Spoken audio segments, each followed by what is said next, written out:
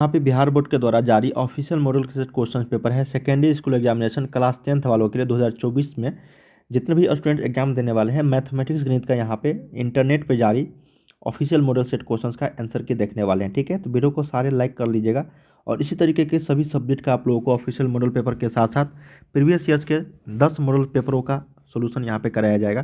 तो वीडियो को लाइक कर लेना सारे और वीडियो को अंत तक सभी देखना, चैनल को सब्सक्राइब कर लेना ताकि इसी तरीके से नए वीडियो लेकर आऊँगा नोटिफिकेशन आपको मिलते रहेंगे। टोटल पूर्णांक 100 रहेंगे, जो आप लोग को प्रश्नों की संख्या 138 होगा, जिसमें से सिर्फ और सिर्फ आपको आधे का जवाब देना है। मतलब 100 ऑब्जेक्टिव में 50 का, 30 लघु उत्तरीय में 15 का, 8 दीर्घ उत्तरीय में 4 का। ठीक है ना, तो दोगुने विकल्प के साथ इस बार भी क्वेश्चंस रहने वाले हैं आप सभी को। देखो यहाँ पे परीक्षार्थियों के लिए कुछ निर्देश दिए गए हैं, इसको अच्छे से तरीके से पढ़ लेना सारे डाउनलोड करके। इसका डाउनलोड करने का लिंक हम आपको वीडियो के डिस्क्रिप्शन में दे दूंगा। देखो यहाँ पे 6 नंबर जो पॉइंट है इसको अच्छे से पढ़ना, क्योंकि ये 6 नंबर पॉइंट बहुत ही आप सभी के लिए उपयोगी है और यहाँ पे आप लोगों को कुछ से कुछ भी चीज़ यहाँ पे छूटे नहीं एग्जाम्स में। ठीक है ना, कुछ किसी भी तरह का दिक्कत ना हो, इसके लिए यहाँ पे 6 नंबर पॉइंट दिया गया है, इसको अच्छे तरीके से आप लोग पढ़ सकते हो। इसके बाद ही आप लोग एग्जाम देने जाना है। ठीक है ना, चल यहाँ पे पहला प्रश्न देखते हैं। सेक्शन ए में आप लोगों को ऑब्जेक्टिव टाइप क्वेश्चन रहने वाले हैं, वस्तुनिष्ठ प्रश्न। देखो कहा गया है कि प्रश्न संख्या 1 से 100 तक के प्रश्न के साथ 4 विकल्प दिए गए हैं, जिनमें से एक सही है। किन्हीं 50 प्रश्नों के उत्तर अपने द्वारा चुने गए सही विकल्प को OMR शीट पर चिन्हित करना है। 50 गुने 1 50 मार्क्स का। ठीक है ना, सभी क्वेश्चन 1-1 नंबर के हैं। तो चलिए हम लोग यहाँ पे पहला प्रश्न देखते हैं। कहा गया है वीडियो अंत तक सभी देखना, और हाँ, वीडियो के डिस्क्रिप्शन में वेबसाइट का लिंक है, जहाँ से आप लोग कई सारे क्वेश्चंस का प्रैक्टिस सेट कर सकते हो। हर एक सब्जेक्ट का chapter wise model set question paper, previous years question paper जाके आप लोग जरूर विजिट करना। देखो पहला प्रश्न है कि 2052 के अभाज्य गुणनखंड में 3 का जो घात है वो कितना है। तो देखो अभाज्य गुणनखंड में 3 का घात यहाँ पे पूछा गया है, तो सबसे पहले जो संख्या दिया गया उसका हम लोग 2052 का क्या करेंगे, गुणनखंड निकालेंगे। ठीक है ना, सबसे पहले यहाँ पे क्या करें, 2052 को सबसे पहले हम लोग 2 से डिवाइड करेंगे तो 1026 होगा, फिर 2 से करेंगे तो 513 होगा, फिर 3 से लगेगा, 2 से लगेगा नहीं, तो 3 से 171 या 513, फिर 3 से 57 या 171, फिर 3 से 19 या 57, उसके बाद हम लोग को भाग नहीं लगेगा। ठीक है, तो यहाँ पे हम लोग करेंगे क्या, 2 के पावर स्क्वायर, यहाँ पे 3 बार है तो 3 के पावर 3 गुने 19 एक बार है तो 19 के पावर 1। पूछा क्या गया है 3 का घात, तो 3 का घात कितना है, यहाँ पे 3 है, यहाँ पे ऑप्शन नंबर बी यहाँ पे राइट हो जाएगा। ठीक है ना, बहुत ही सिंपल था। अगर 2 का पूछता तो 2 हो जाता, 19 का पूछता 19 का घात कितना है तो 1 का घात हो जाता। ठीक है ना, देखो सेकेंड नंबर प्रश्न है कि निम्नलिखित में से किसका दशमलव प्रसार शांत नहीं है। तो शांत होने के लिए सबसे पहले ये ट्रिक आपको पता होनी चाहिए। शर्त शांत होने के लिए कोई भी संख्या P/Q के रूप में है और P और Q में कोई भी उभयनिष्ठ गुणनखंड नहीं होनी चाहिए। उभयनिष्ठ गुणनखंड का मतलब कोई भी कॉमन संख्या नहीं होनी चाहिए दोनों में। ठीक है, और जो नीचे वाला है Q का वैल्यू ये 2 के पावर m गुने 5 के पावर n के रूप का होना चाहिए। तो देख लेते हैं भाई यहाँ पे कौन सा है। देखो यहाँ पे है 2 के पावर 0 5 के पावर 2, 2 के पावर 0 5 के पावर 2 के अलावा कोई संख्या नहीं होनी चाहिए। 2 के पावर कुछ भी है तो ये चलेगा, 5 के पावर कुछ भी है चलेगा, 2 और 5 में से कोई एक भी संख्या है तो चलेगा, लेकिन 2 और 5 के अलावा कुछ भी संख्या आ जाए तो वो दशमलव प्रसार शांत नहीं होगा। ठीक है ना, ये दशमलव प्रसार शांत है, ये भी आपका दशमलव प्रसार शांत है, ये भी आपका दशमलव प्रसार शांत है। लेकिन देखो यहाँ पे 2 के पावर 4 गुने 7 के पावर 2 आ गया, 5 तो नहीं है यहाँ पे, 2 तो है लेकिन 5 नहीं है, और 5 नहीं होता तो भी चलता, लेकिन 7 आ गया ना, इसलिए यहाँ पे ये दशमलव प्रसार क्या हो गया, शांत नहीं होगा, ये हो जाएगा अशांत। क्या हो जाएगा, अशांत आवर्ती। ऑप्शन नंबर 2 का सी। इस पे कई सारे प्रश्न और आएंगे तो मैं आपको अच्छे तरीके से बताऊंगा। देखो थर्ड नंबर प्रश्न कहा गया है कि बहुपद के शून्यकों का योग कितना है। तो सबसे पहले इसको हल कर लेते हैं भाई। 2x² - 5x - 3 बहुपद पूछा गया ना, शून्यकों का योग, तो शून्यकों का क्या योग, मान लो अल्फा बीटा है तो अल्फा प्लस बीटा क्या होता है, -b/a, तो -5, ए के जगह पे 2 है तो माइनस माइनस प्लस, ये 5/2 हो गया। जो ऑप्शन नंबर आपका डी में है यही इसका क्या हो गया, राइट आंसर हो जाएगा 3 का डी। चलिए फोर्थ नंबर प्रश्न देखते हैं। कहा गया है कि यदि समीकरण 2x² + px - 3 = 0 का एक मूल -3 हो तो p का मान क्या होगा। बहुत ही सिंपल है, सबसे पहले कर देंगे, एक मूल -3 है ना, तो हम लोग क्या करेंगे, इसको में x के जगह पर -3 रखने पर 2x² + px - 3 = 0 है, तो x का मान यहाँ पे 1 -3 रखने पर, ठीक है ना, क्योंकि मूल हमको पता है 1, ठीक है ना, तो p का वैल्यू निकल जाएगा यहाँ से। तो 2 गुने -3 का स्क्वायर प्लस p गुने -3 बराबर 0। तो ये हो जाएगा 3 दूनी 9 प्लस माइनस माइनस प्लस हो जाएगा, तो 9 दूनी 18, मैं डायरेक्ट लिख रहा हूँ यहाँ पे 18 -3p -3 बराबर 0। 18 में से 3 गया 15, इधर लेके जाएंगे तो 3p बराबर यहाँ पे 15 हो जाएगा, प्लस में p का वैल्यू यहाँ से 5 आ गया। क्या आ गया? 5। यही इसका राइट आंसर हो गया ऑप्शन नंबर 4 का सी। बहुत ही सिंपल था ये भी। 5th नंबर प्रश्न देखते हैं, यदि बहुपद इतना के शून्य का अल्फा बीटा हो तो अल्फा डॉट बीटा का वैल्यू, तो अल्फा इंटू बीटा क्या होता है आपका? c/a होता है ना, तो c के जगह पे क्या है यहाँ पे c और a के जगह पे a है, तो ये तो डायरेक्ट फार्मूला था, ठीक है ना। और ये x² minus bx plus c जो दिया गया यहाँ पे, ये आपका बहुपद को दिया गया है, और अल्फा बीटा शून्यक है, तो अल्फा डॉट बीटा हम लोग क्या देते हैं? c/a, c के जगह पे c है और a के जगह पे a है, तो बहुत ही सिंपल था ये। निम्नलिखित में से कौन AP में है? समांतर श्रेणी में पूछा गया। देखो 2 5 7, यहाँ पे 3 का अंतर, यहाँ पे 2 का अंतर नहीं होगा। 2 का स्क्वायर 4, 9 4, 3 का स्क्वायर 9, 7 का स्क्वायर 49, वाह, ये तो होगा ही नहीं, क्योंकि इसका अंतर तो समझ में आ रही ना। अब देखो यहाँ पे x² x³ मान लेते हैं 1 है, यहाँ पे ये 2 है, ये 3 है, ठीक है, ये भी नहीं होगी। इसमें देखते हैं 1 3 2 का अंतर, 3 और 5 2 का अंतर, हाँ ये आपका समांतर श्रेणी में है, तो ऑप्शन नंबर यहाँ पे डी राइट आंसर हो जाएगा, 6 का डी। चलिए 7 नंबर देखते हैं, कहा गया है कि 1 plus cot square theta into 1 minus cos square theta. तो देखो 1 प्लस कॉट स्क्वायर थीटा को हम लोग लिख सकते हैं कोसेक स्क्वायर थीटा, अभी जस्ट हम बताएंगे कैसे आया यहाँ पे। ये हो जाएगा कोसेक स्क्वायर थीटा इंटू यहाँ पे ये हो जाएगा साइन स्क्वायर थीटा, तो इसके बराबर होता है 1 के बराबर, ठीक है। देखो कहाँ से आया ये फार्मूला है आप लोगों के लिए, कोसेक स्क्वायर, देखो कोसेक स्क्वायर थीटा माइनस यहाँ पे कॉट स्क्वायर थीटा बराबर 1। हम लोग क्या करें, कोसेक स्क्वायर थीटा को लिख दिए, ठीक है ना, बराबर इसको इस साइड लेकर आ गए, तो ये हो जाएगा 1 प्लस कॉट स्क्वायर थीटा। देखो 1 प्लस कॉट स्क्वायर थीटा यहाँ पे लिखा है, इसी के बदले हम लोग ये लिखे हैं ना।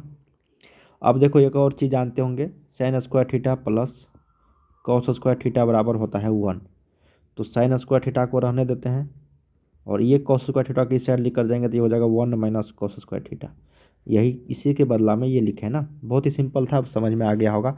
और ये चीज़ कहाँ से है, देखो कॉसेक स्क्वायर थीटा क्या होता है? साइन स्क्वायर थीटा का उल्टा, तो 1/sin स्क्वायर थीटा लिख सकते हैं इसको, और साइन स्क्वायर थीटा पहले से है, तो ये कटेगा तो क्या बचेगा? 1, यही 1 आ गया। अभिवक्तर पूछा गया है, d बराबर b² माइनस 4ac, डायरेक्ट निकाल लेंगे हम लोग विवेचक, तो b के जगह पे कितना है? 16 माइनस 4 गुने a का मान 5 गुने 2, तो 5 दूनी 10 चौके 16 माइनस 40, तो ये हो जाएगा कितना? -24। ऑप्शन नंबर बी यहाँ पे राइट आंसर हो जाएगी। मूलों की प्रकृति क्या होगी? विवेचक निकालो, समझ में आ जाएगा मूलों की प्रकृति। ये मूलों का प्रकृति यहाँ पे क्या था?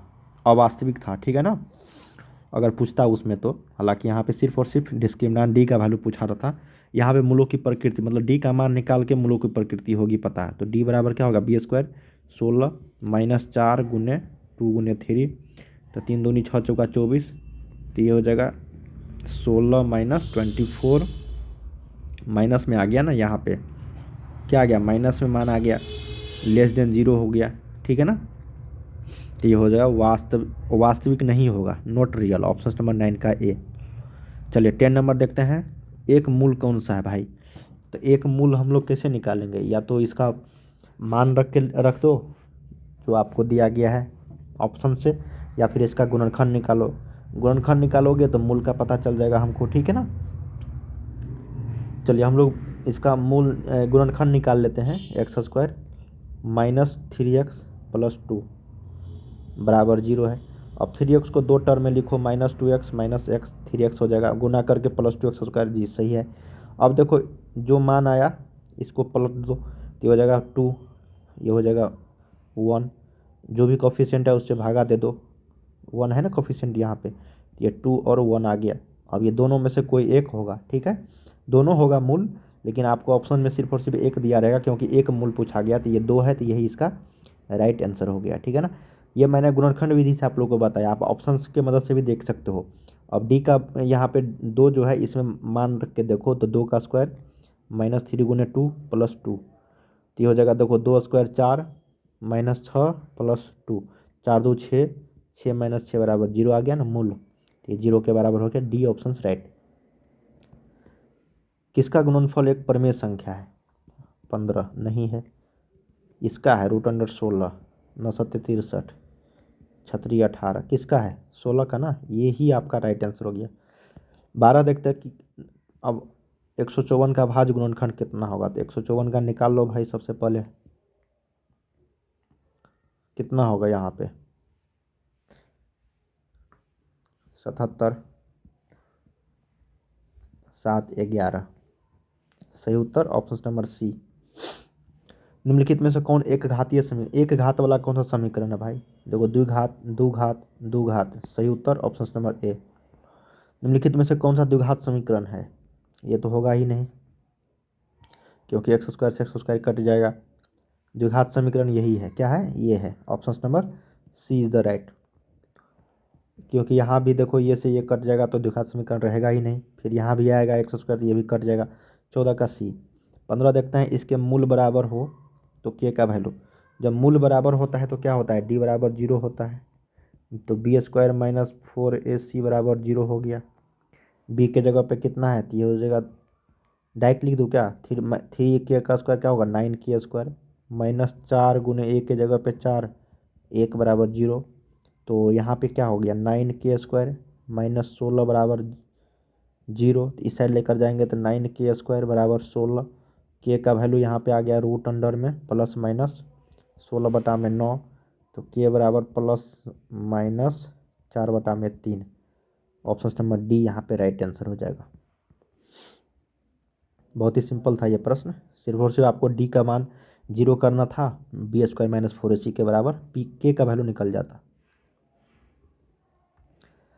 अगला है, यदि किसी द्विघात बहुपद के शून्यकों का योगफल इतना है, गुणनफल इतना है, तो द्विघात बहुपद होगा। देखो जब भी द्विघात समीकरण या भी बहुपद निकालना हो तो हम लोग क्या करेंगे दोस्तों, x square minus alpha plus beta into x plus होता है अल्फ़ा इंटू बीटा, ठीक है ना। तो अल्फ़ा प्लस बीटा क्या होगा? शून्यकों का योगफल हो गया, तो x square minus 2x minus 15, option number D is the right answer, ठीक है ना। कौन सा समांतर श्रेणी में नहीं है? 12 16 16 20, ये है। 3a में से ये गया 2a, 5a में से ये भी है आपका, ये हो जाएगा 4 25, ये नहीं है, ये क्या है? समांतर श्रेणी में नहीं है, तो ये आंसर हो जाएगा 17 का बी। इसको भी चेक कर लेते हैं, 3 2 का अंतर 2 का अंतर, ठीक है, तो ये आपका समांतर श्रेणी में है, इसका मतलब 17 का जो बी है यही आपका समांतर श्रेणी में नहीं है। सार्वंतर पता करना है, ठीक है ना, तो ये हो जाएगा √2, इसका 2√2, इसका 3√2, इसका 4√2, घटा दो भाई 2√2 में से √2 गया कितना? √2, यही इसका आंसर हो गया 18 का बी। कैसे आया पता है ये ना, ये कैसे आया? क्योंकि √8 का वैल्यू 2√2 होता है, ठीक है ना, √18 का वैल्यू क्या होता है? 3√2। कई सारे छात्र बोले कि सर ये 3√2 आया कहाँ से? तो भाई 18 को आप गुणनखंड करोगे तो क्या होगा यहाँ पे? 3 6 3 2, तो 3 का स्क्वायर गुने 2, जिसका स्क्वायर रहता है उसको बाहर कर लो, और जो जिसका स्क्वायर नहीं रहता है उसको अंदर में डाल दो, तो 3√2 हो गया यहाँ पे, ठीक है ना। उसी तरीके से √32 का भी आएगा 4√2, इसका आंसर हो गया बी। 29 देखते हैं, इस समांतर श्रेणी में हो तो एक्स का वैल्यू क्या होगा? तो हम लोग जानते हैं कि बराबर होता है, क्या होता है बराबर? इसका डिस्क्रिमिनांट मतलब सार्वंतर, ठीक है ना, तो ये हो जाएगा 3x - x - 2 बराबर हो जाएगा ये 4x+1 माइनस 3x, तो ये हो जाएगा 3x - 2x - 2 बराबर x+1, ये आएगा इधर x बराबर 3, ऑप्शन नंबर 3 यहाँ पे सी करेक्ट हो जाएगा, ठीक है ना 3। तो ये देखो 3 2 5, 3 दूनी 6, 4 3 7, 3 3 कितना हो गया ये दोस्तों? देखो 3x प्लस ये 5 हो गया, 3 3 9 हो गया ये, और ये आपका कितना हो गया, 4 या 12 13। देखो ये समांतर श्रेणी में होगा, इसका अंतर 4, इसका अंतर 4 है ना। 20 नंबर देखते हैं, टेन 30 साइन 30 कॉट 60 कॉसेक 60, ये से ये गया, ठीक है। और बच्चा क्या, टेन 30 के बराबर होता है कॉट 60, तो 1/√3 इंटू 1/√3, ये 1/3। ऑप्शन नंबर बी यहाँ पे करेक्ट होगा। देखो ये क्यों काटा मैंने, क्योंकि ये साइन 30 जो होता है वो कॉसेक उल्टा होता है, ठीक है ना, क्या होता है, उल्टा। तो ये हो जाएगा 1 में साइन 30 लिख सकते हैं ना, तो साइन 30 से साइन 30 गया तो कट गया। 21 है, देखते हैं समांतर श्रेणी का 10वां पद। तो ए का वैल्यू यहाँ पे 10 है, डी का वैल्यू निकाल लेते हैं, 7 - 10 बराबर कितना, -3। एन का वैल्यू 10 दिया गया है, तो टी 10 निकालनी है भाई, तो ए प्लस 9D डायरेक्ट निकाल देता हूँ।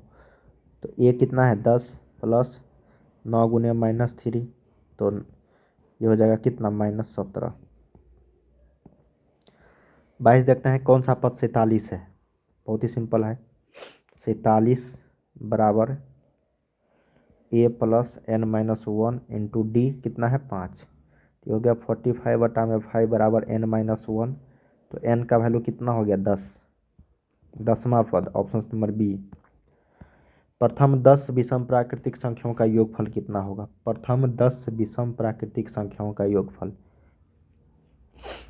तो विषम संख्या कितना, कौन सा संख्या होगा विषम संख्या का योगफल, 1 होगा, 3 होगा, 5 होगा दोस्तों, 7 होगा, 9 होगा, 11 होगा, 13 होगा, 15 होगा, 17 होगा, 1 2 3 4 5 6 7 8 9 और 10। इस सभी को जोड़ोगे तो 9 9 7 16 16 5 21 21 3 24 24 24 1 25 25 5 30 30 4 34 34 9 47 47 34 9 43 43 7 50 के 0, 50 हो गया, ठीक है। 1 2 3 4 5 5 5 10, तो ये 100 होगा। अब इसका एक ट्रिक बता देता हूँ मैं, ठीक है ना। यहाँ पे 100 आया, तो जितने भी विषम संख्या का योगफल पूछा जाएगा तो कितने टर्म है, 10। तो कुछ नहीं करना है, 10 का स्क्वायर कर देना है, तो ये 100 हो जाएगा। प्रथम 20 प्राकृतिक संख्याओं का योगफल, प्राकृतिक विषम संख्याओं का, प्रथम 20 विषम संख्याओं का योगफल, ठीक है। तो कुछ नहीं करना है, 20 का स्क्वायर लगा देना है, 400 हो जाएगा, ठीक है ना, समझ में आई ना। देखो समांतर श्रेणी का nवां पद इतना है, तो T4 का वैल्यू निकालनी है, तो T4 लिख देंगे, 2 गुने 4 प्लस 5 4 दूनी 8 5 13, आंसर हो गया। यहाँ पे कुछ नहीं करनी है, 4 T4 है ना, तो n के जगह पे 4 लिख देना है, यहाँ भी n के जगह पे क्या होगा, 4 होगा। 25 नंबर देखते हैं भाई, सिंपल प्रश्न है ये। कहा गया है इतना में इतना से भाग देने पर घात निकालना है, px/gx, तो x के पावर 5 प्लस 1 में x प्लस 1 से भाग देनी है। तो यहाँ पे सिंपल है भाई, क्या होगा देखो, तो यहाँ पे कितना होगा, x के पावर 5 में x से भाग देंगे तो कितना से और मल्टीप्लाई करेंगे ताकि x के पावर 5 आ जाए, तो x के पावर 4 से मल्टीप्लाई करेंगे तो ठीक है। तो मैक्सिमम घात कितना होगा यहाँ पे, x के पावर किसका घात होगा, 4, कितना होगा, 4 होगा, ठीक है। भाग देने पर px/gx का घात कितना होगा, 4 होगा। समझ आ रहे हैं ना, ऑप्शन नंबर बी यहाँ पे राइट आंसर हो जाएगा। तो हम लोगों ने यहाँ पे 1 से लेके 25 तक क्वेश्चंस किए हैं। अगर किसी भी तरह का क्वेश्चंस आप लोगों को डाउट है तो ज़रूर कमेंट्स करके बताना, मैं आपको और अच्छे तरीके से बताऊँगा। तो 25 से अगले क्वेश्चन हम लोग अगले वीडियो में कवर करेंगे, आप लोगों को लघु और दीर्घवृत्तीय प्रश्न भी बताऊँगा हर एक सब्जेक्ट का, तो बने रहना चैनल पर। तो मिलते हैं हम लोग अगले वीडियो में, तब तक के लिए पढ़ाई करते रहिए, बाय बाय सभी।